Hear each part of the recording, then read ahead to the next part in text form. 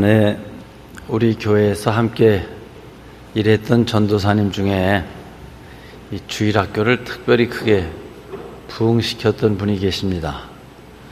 한참 됐는데 그 후 이분은 덕소에서 교회를 개척해 교회를 건축하고 지금도 열심히 교회가 부흥하고 있는 과정 중에 있는데, 이분은 특별히 주일학교 하면서 이 인형극을 잘했어요. 이 부자와 나사로를 주제로 하여 인형극을 하면 우리 교회 아이들뿐만 아니라 동네들까지 채워서 교회 가득 찬 그렇게 예배 드리는 것을 보았습니다. 지금 우리 교회에서 아마 35살에서 40살 전후의 집사님들은 그분이 했던 인형극이 기억이 나실 겁니다. 아주 잘했어요.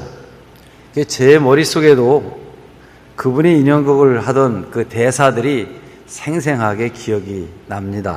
이 부자와 나사로, 오늘 본문은 크게 세 대목으로 나누을 수 있는데, 우선은 부자와 나사로가 육신을 갖고 현재를 살아가는 대조적인 두 사람 이야기가 나오고, 두 번째는 시간이 지나고 부자도 나사로도 죽어요. 그리고 새로운 세상에서 천국과 지옥이라는 대조적인, 아주 처절하게 극적인 대조된 그런 모습들, 세상과는 정반대로 뒤집혀 있는 그런 모습에 대한 이야기가 나오고, 세 번째는 하나님의 은혜를 포기한 이 부자가 세상엔 지금도 자기처럼 살고 있는 형제 다섯이 있는데 그들에게 전도를 해서 이 고생하는데 오지 않게 좀 해달라고 간절히 부탁하는 이야기로 끝이 납니다.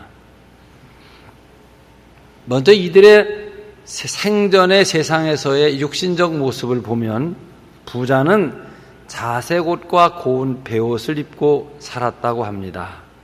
이 자색 옷은 상당한 신분이 있는 귀족을 가리키는 말이, 이게 로얄 칼라라, 이 붉을 주자를 써서 주단을 입고, 우리가 왜 외국에서 귀빈이 오면 공항 입구에서 그 비행기 트랩과 그 첫 발을 디디는 그쪽에 빨간색 양탄자를 쭉 깔고 그들이 들어오는 모습을 볼 수 있습니다.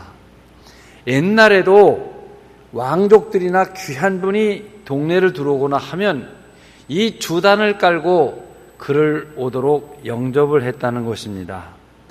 여러분 한번 생각해 보십시오. 이 염색 기술이 발전되지 않았을 때에 서민들의 옷 색깔은 어땠을까요? 자연 색깔 그대로입니다. 우리나라 사람들을 백이민족이라고 하는데 사실은 염색 기술이 없어 그런 거예요. 왜냐하면 목화를 심어서 목화에서 면화를 따요.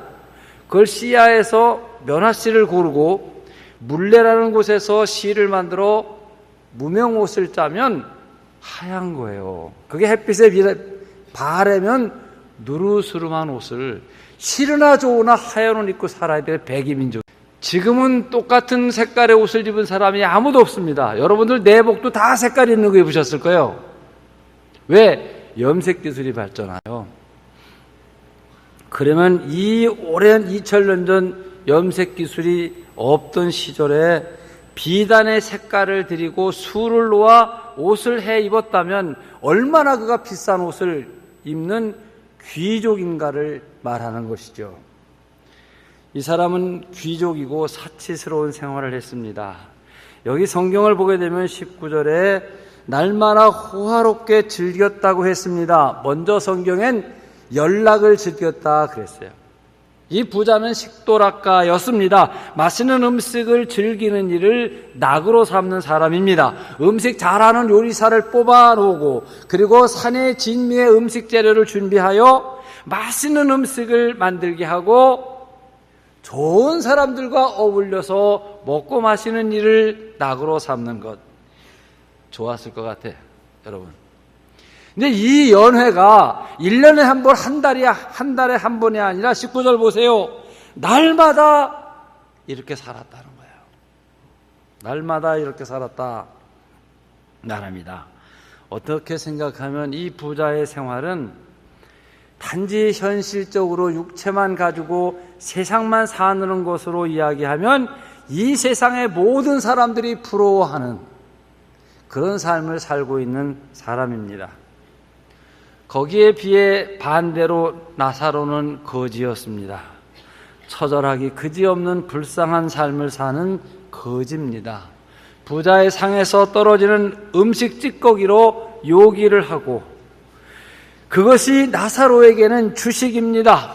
피부병이 있었던 모양인데 개들이 와서 헌대를 하라도 개 쫓을 기운이 없어서 그냥 방치하고 있는 아주 쇠약한 몸을 가진 사람입니다. 여러분, 가난이란 견디기 어려운 것입니다. 이 자력으로 의식주를 감당하지 못해서 구걸로 인하여 생을 살아야 한다면 얼마나 비참한가 생각해 보십시오. 이 세상 살아가는 모든 사람들이 가난을 탈피하고 점점 넉넉하게 살아보자. 이것이 모든 사람의 꿈인 겁니다. 내 생애에서 그렇지 못하면 자식들 대해서라도 좀 남부럽지 않게 살아보자. 이게 모든 사람들의 꿈 아니겠습니까? 또 여러분, 이 몸이 병들고 쇠약하다는 것은 참 견디기 어려운 고난입니다. 건강해야 일도 하고 일을 해야 가난을 면할 수 있는데 몸이 병들어 있습니다. 건강이 전 재산이다. 몸이 전 재산이다. 그런데 이 나사로는 재산도 없고 병들었습니다. 정말 가난한 삶의 병까지 들어서 할 수 있는 것이 아무것도 없습니다. 여러분, 자색 옷을 입고 날마다 호화롭게 연락하는 부자는 모든 사람의 부러워하는 대상이고, 구걸하면서 헌대를 하는 나사로는 모든 사람이 싫어하고 멸시하는 불행한 사람의 대명사입니다. 이게 육신적인 그들의 삶의 전반부입니다. 22절을 보면 시간이 지나 건강관리를 잘못했던 나사로가 먼저 죽어 새로운 세계가 전개됩니다. 거지는 죽어 천사에게 받들려 하나님 나라 아브라함 품에 가 복된 생애를 살아가고 있습니다. 동시에 건강관리를 잘했던 부자도 23절을 보니까 그도 죽었는데 음부에서 말로 다 할 수 없는 고통 중에 아브라함 품에 있는 하나님의 은혜를 구합니다. 그런데 나사로는 그 소리를 듣지 못합니다. 부자에게 어떠한 도움도 미치지 않는 지옥이란 곳에 있습니다. 세상에서 우리 예수님께서는 죄인들을 위해 이 땅에 오셨고 죄인들을 위하여 십자가에 자기 몸을 주실 만큼 사랑의 주님이신데 그곳에서는 혀를 내놓고 물 한 방울만 떨어져 나를 서늘하게 해달라는 부자의 그 간절함을 외면하는 곳이, 즉 어떠한 하나님의 은혜도 단절된 곳, 그것이 지옥입니다. 거기 지금 있습니다. 이 지옥의 불쌍한 부자의 영혼의 탄식 소리를 들어보십시오. 여러분, 저는 이 부자와 나사로를 읽으면서 이런 생각을 해봅니다. 왜 부자가 지옥에 갔을까? 음부에 갔는데 이제 지옥입니다. 또 나사로는 왜 천국에 갔을까? 부자가 지옥에 간 원인이 무엇이며 나사로가 천국에 간 이유는 무엇일까? 저는 개인적으로 이 부자에 대해서 상당히 동정하는 사람입니다. 우선 제가 동정하는 이유가 그가 무엇을 잘못해서 지옥에 온 것일까 하는 의문점 때문이에요. 성경을 보면 거지 나사로는 부자의 밥상에서 떨어지는 것으로 먹고 살았습니다. 죽을 때까지. 그러면 여러분, 이 부자는 적어도 나사로가 죽을 때까지 그의 주식을 공급한 사람입니다. 한 상에서 겸상을 하여 동등한 위치에서 먹고 마신 것은 아니지만 분명한 것은 내어 쫓아버리지는 않았다는 얘기예요. 이거는 굉장한 자비라고 저는 생각을 하거든요. 자, 보세요 여러분. 좋은 옷을 입고 아름다운 음식을 만들고 귀족들이 연회하는 자리에 밥풀 떨어지기를 기다리고 있는 사람이 있으면 여러분 같으면 내쫓으겠어요? 아니면 놔두겠어요? 저 같으면 내쫓을 것 같아요. 쉽지 않은 거예요. 오히려 자선기관에다 봉투에 돈을 담아 쾌척하기는 쉬울지 몰라도 이런 헌대를 하는 거지를 밥상머리에 놓고 함께 산다는 것은, 그것도 오랫동안을, 이것은 이 부자의 마음속에 그에게 선행하는 자비로운 마음이 없고는 할 수 없는 쉽지 않은 일입니다.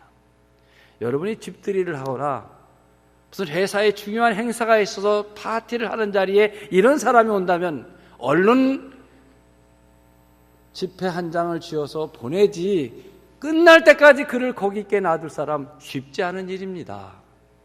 분명 부자는 나쁜 사람이 아니라는 거예요.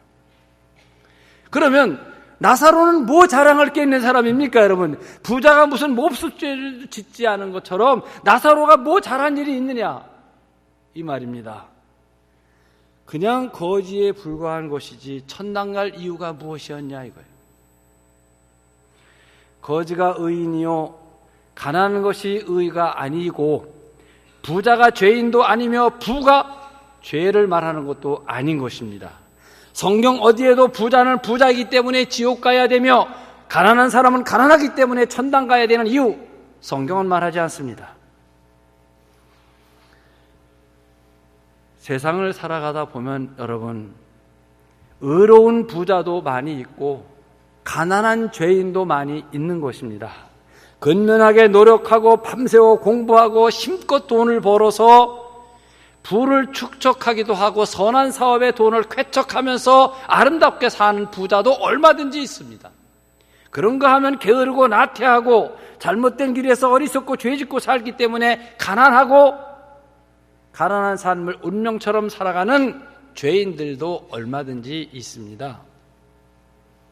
그러므로 부와 가난에 의와 불의를 연결시켜 생각하는 것은 금해야 합니다. 여러분, 이 사실을 바르게 인식하고 본문을 보아야 합니다. 그런데 오늘 본문을 그냥 보면 가난한 사람은 그냥 자연스럽게 천국에 간 것처럼 되어져 있고, 이 부자는 그냥 지옥에 간 것처럼 기록되어져 있습니다. 그러면 우리는 나름대로 본문 안에서 이 부자와 나사로의 삶에 저들이 무엇 때문에 이런 결과가 되어졌는가에 대해 관심을 가져보겠습니다. 먼저 부자는 하나님을 삶에 전제하지 않는 삶을 살았다는 겁니다. 이 부자의 이름을 디베스라고 합니다. 단순한 그냥 소유를 많이 가진 자, 그런 뜻이에요.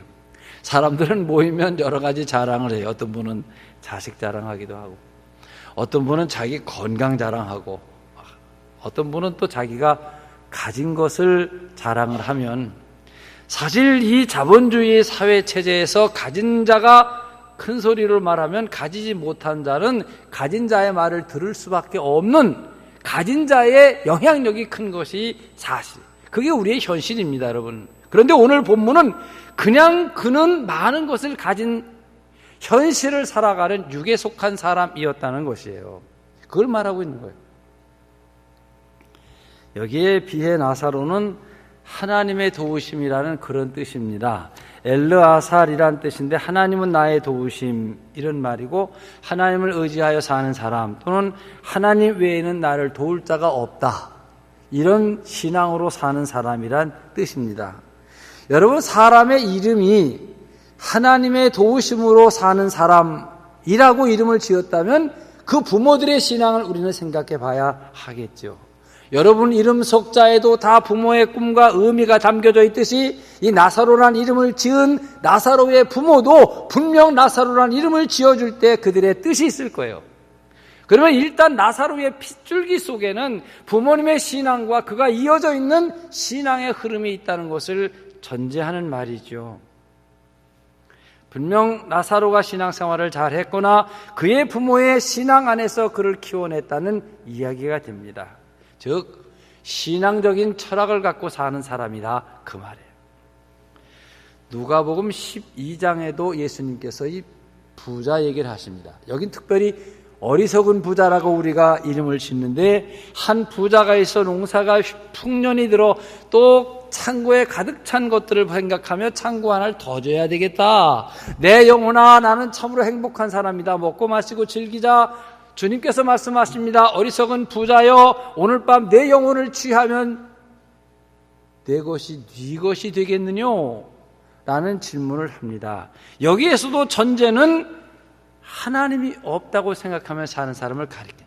시편 14편 1편은 어리석은 사람은 그 마음에 이르기를 하나님은 없다 이르도다 그랬어요. 이런 사람이 삶에서 어떠한 선행을 하고 구제를 해도 하나님을 모시지 않은 사람이란 말이고, 하나님을 모시지 않는 사람은 하나님 나라에 들어갈 수 없음을 말하는 것입니다. 이 부자의 어리석음은 미래에 대한 철학을 갖고 살지 않았다는 겁니다.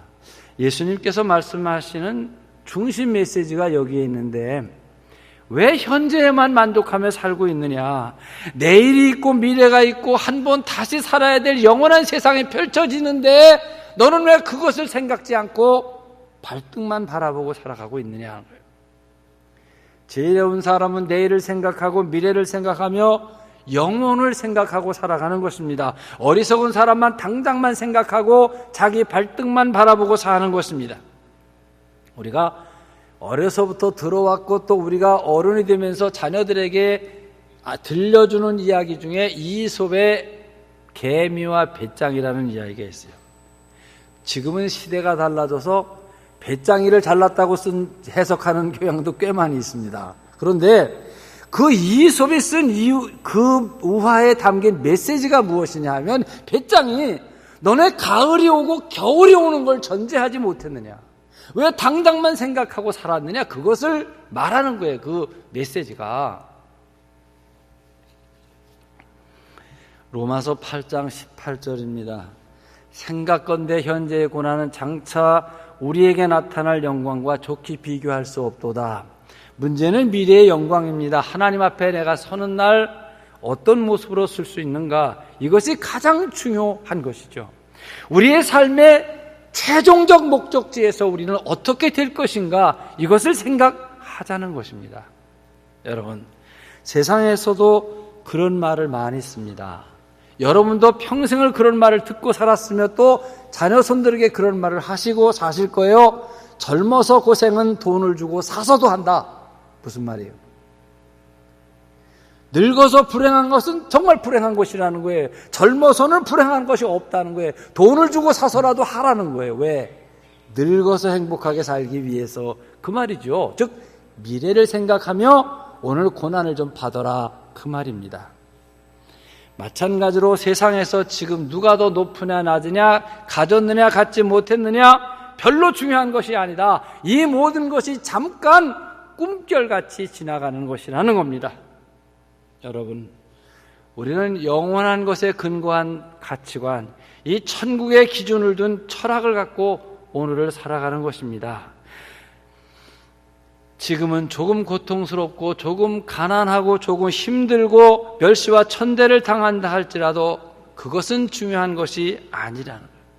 예수님께서 산상수훈 첫 마디가 심령이 가난한 자는 복이 있나니 천국이 저희들의 것이며, 의를 위하여 핍박을 받는 자는 복이 있나니 천국이 저들의 것임이며, 당시의 핍박이란 우선 재산을 뺏기는 거예요. 능욕을 받는 거예요. 그리고 죽임을 당하는 거예요. 그러면 재산을 뺏기고 능욕을 당하고 죽임을 받더라도 복이 있다.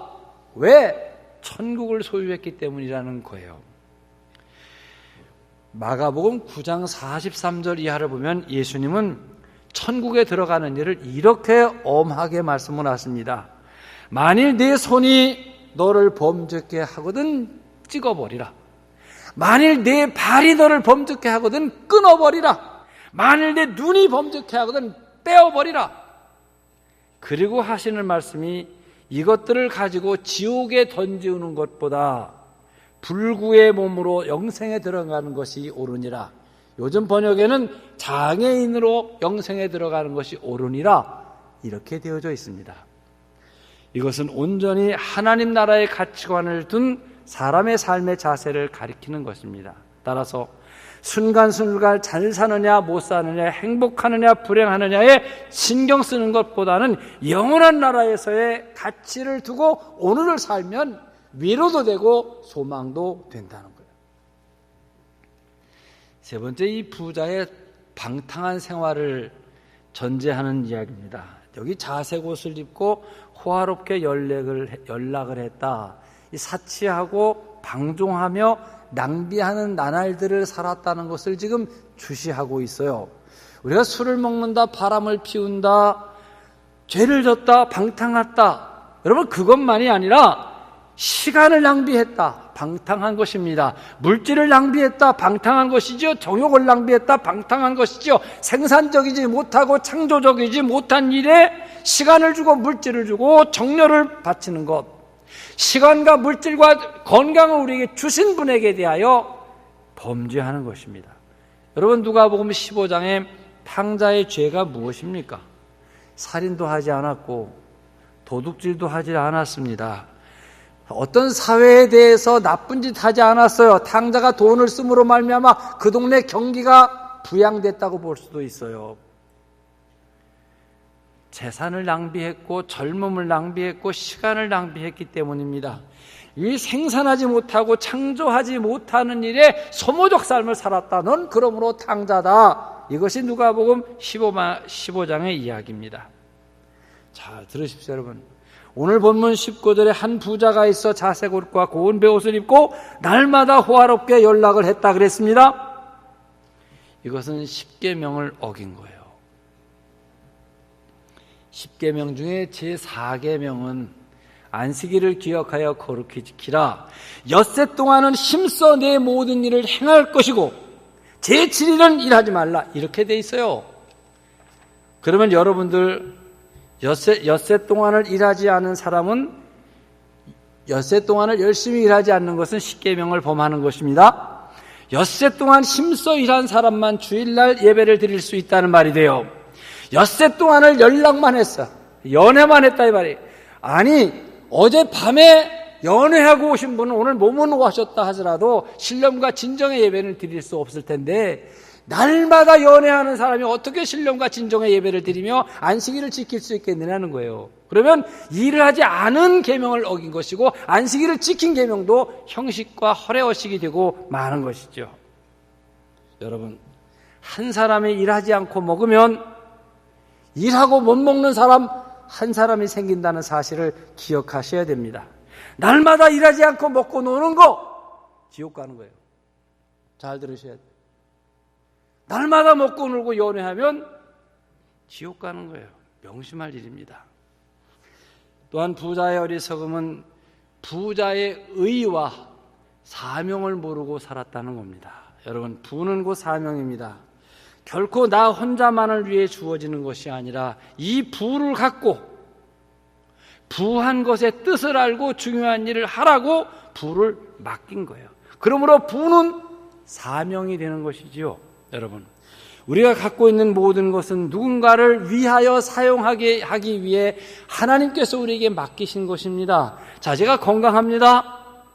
주변에 건강하지 못한 사람들을 돌보거나 건강하지 못한 사람이 하는 일을, 해야 될 일을 건강한 나에게 하도록 내게 건강을 주셨습니다. 이게 건강 가진 사람의 사명입니다. 내게 지식을 주셨습니다. 내 지식을 필요한 사람을 위해 섬기기 위하여 내게 지식을 주셨습니다. 많이 배운 것도 사명입니다. 내가 부를 가졌습니다. 그러면 내 주변에 가난한 사람들을 위하여 사용하게 하기 위해 부를 맡기신 거예요.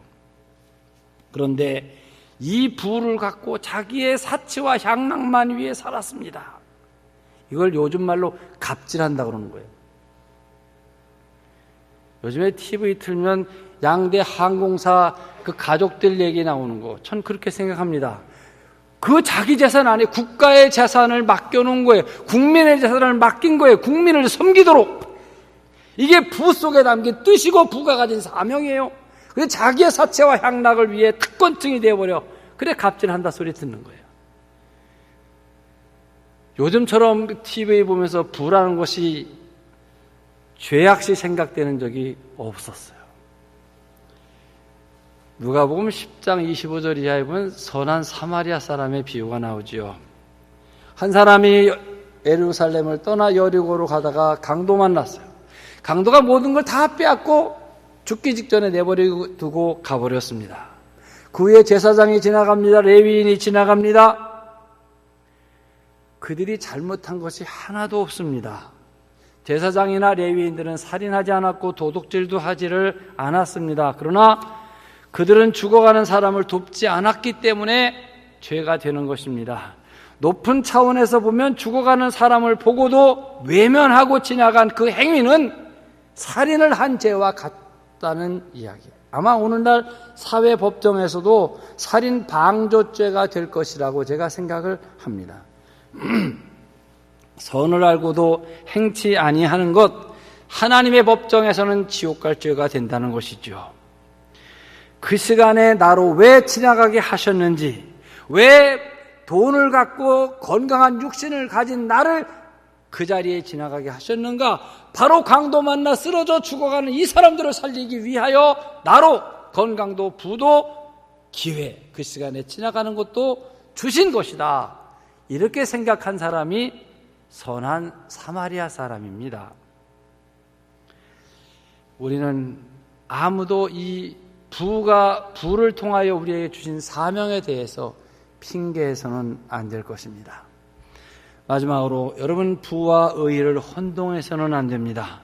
부와 의는 별개예요. 가난과 의도 별개입니다. 그러나 혹시 선한 일을 해서 내가 부하게 산다, 하나님이 축복을 하셔서 내가 부하게 산다 라고 생각하면 이 부자는 상당한 착각에 빠져 있는 것이 되는 거예요. 부와 의는 별개입니다. 여러분, 죄인도 부자가 될 수 있습니다. 죄를 많이 지었기 때문에 돈을 많이 벌을 수도 있고, 하나님께 헌신하지 않고 인색하기 때문에 부를 누리고 있을 수도 있는 것이죠. 여러분과 저는 세상을 살며 다 이런 체험들을 하셨습니다. 하는 일마다 잘 안 되고, 또 금방 될 것 같은 일이 빨리 안 되고, 여러 방해가 있게 되면 주님, 제가 뭘 잘못해서 그럴까요?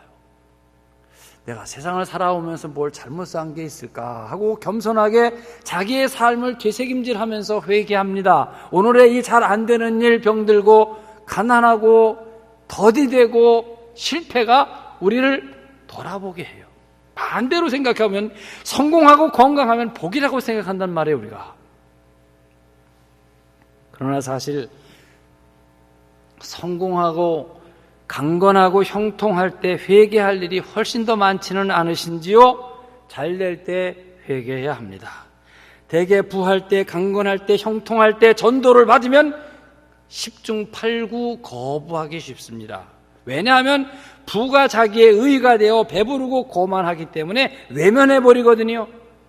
그것은 부자가 자기 부함을 의로 잘못 여기고 있기 때문입니다. 만약 여러분, 이 부자에게 나사로가 생전에 전도를 했다면 나사로의 말을 부자가 믿었을까요? 안 들었겠죠? 안 들었으니까, 안 믿고 안 믿었으니까 지금 지옥에 와 있는 것이죠. 그럴 거예요. 우리 현실 세상 지금도 지질이 가난하게 사는 사람이 세를 삽니다. 집주인을 향하여 사장님, 예수 믿고 복 받으세요. 그러면 그 사장님이 뭐라 그럴까요, 여러분? 너는 예수를 잘 믿어야 복을 받니? 그러고 비웃을지도 모르겠죠. 물론 다는 그렇지 않겠지만. 자, 오늘 본문을 자세히 보면 이 부자가 아브라함에게 요청하기를 나사로를 보내서 내 형제 다섯에게 전도 좀 하게 해달라고 부탁을 하는 것을 보게 되면 생전에 이 부자는 나사로가 전도하는 일을 수없이 받았다는 말을 가르치게 돼요. 그렇게 전도 잘하던 나사로에게 빨리 보내서 내 형제들 5명 좀 여기 안 오게 전도 좀 해달라. 이 말은 부자는 자기 사장님에게 생전에 사장님 교회 가시죠, 사장님 예수 믿으셔야 됩니다를 수없이 외쳤다는 얘기예요. 그런데 그가 부자이기 때문에 듣지 않았는데 지금 지옥에 와서 보니까 나사로 좀 보냈으면 좋겠다는 얘기예요. 그러니까 생전에 나사로의 전도 소리를 들었다는 말이 되는 것이죠.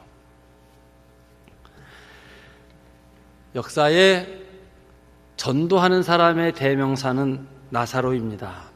그런데 대부분의 사람들은 믿지 않습니다. 믿지 않으면 지옥 가는 것입니다.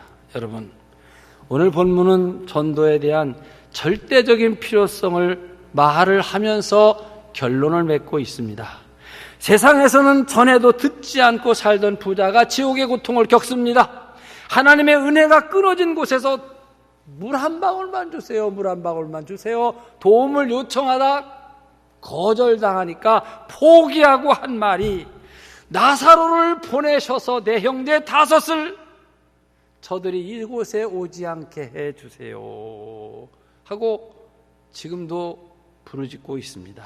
여러분, 전도의 필요성을 가장 간절하게, 절실하게 느끼는 곳이 지옥입니다.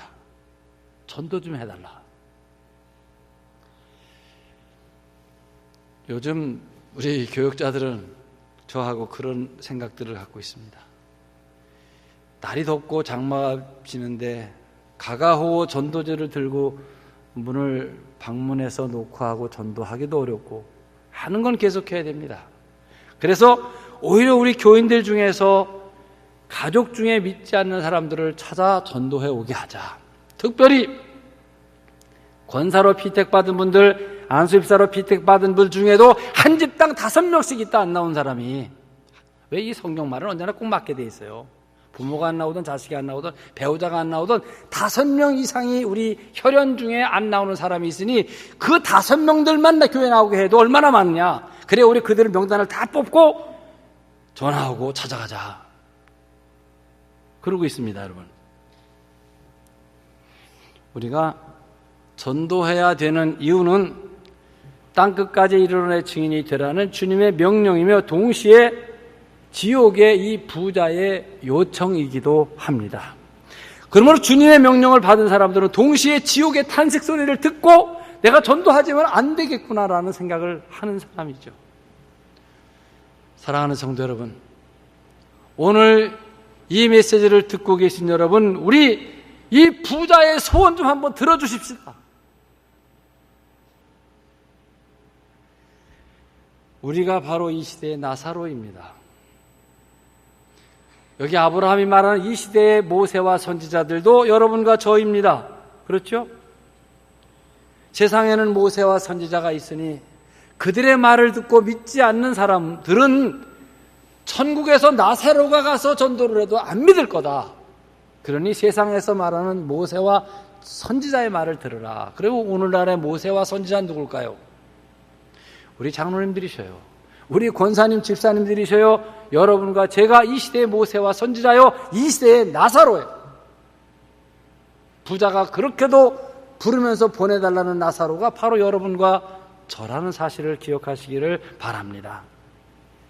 우리가 나사로처럼 병들고 가난하게 살자는 말이 아닙니다. 여러분, 오늘 이 부자와 나사로의 이야기를 좀 입체적으로 보세요.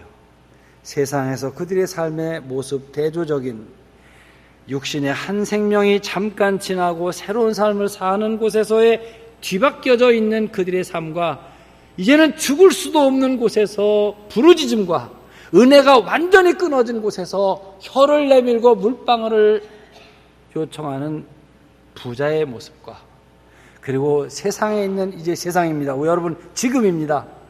여러분과 저를 믿고 세상에는 미랄교회 장로님, 권사님, 집사님, 구역장님, 여전도회, 남선교회 모든 식구들이 있으니 그들의 말을 들으면 된다. 그러면 여러분과 제가 이 시대의 모세와 선지자로 전하지 않으면 다 지옥 가는 거, 사람들이 다 지옥 가는 거.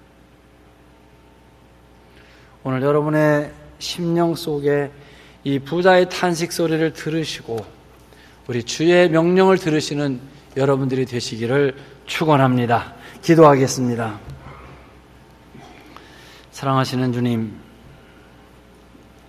평생을 듣는 부자와 나사로의 이야기를 비가 오고 더운 이날 이 계절에 다시 한번 듣습니다. 세상에서 우리의 삶의 모습이 이런저런 모습들로 삽니다. 그러나 꿈결같이 지나갈 것이고 다시 한번 펼쳐질 새 세상이 옵니다. 그곳에서 어떤 모습일까를 생각해 보게 해주시며, 그리고 이 세상에서 부자의 탄식 소리를 듣고 또 하나님께서 말씀하시는 시대의 모세와 선지자는 그 너희들 주변에 있다. 즉 불신자들 주변에 모세와 선지자인 우리들이 있으니 그들의 말을 들으면 된다 할 때 우리는 이 시대의 나사로며 이 시대의 모세며 이 시대의 선지자들입니다. 다시 한번 이 말씀 속에서 우리의 신앙 정체 그리고 복음의 메시지를 들은 우리의 사명이 무엇인가를 깨닫고 복음을 전하는 저희들 되게 해 주시옵소서. 귀하신 예수님 이름으로 기도하옵나이다. 아멘.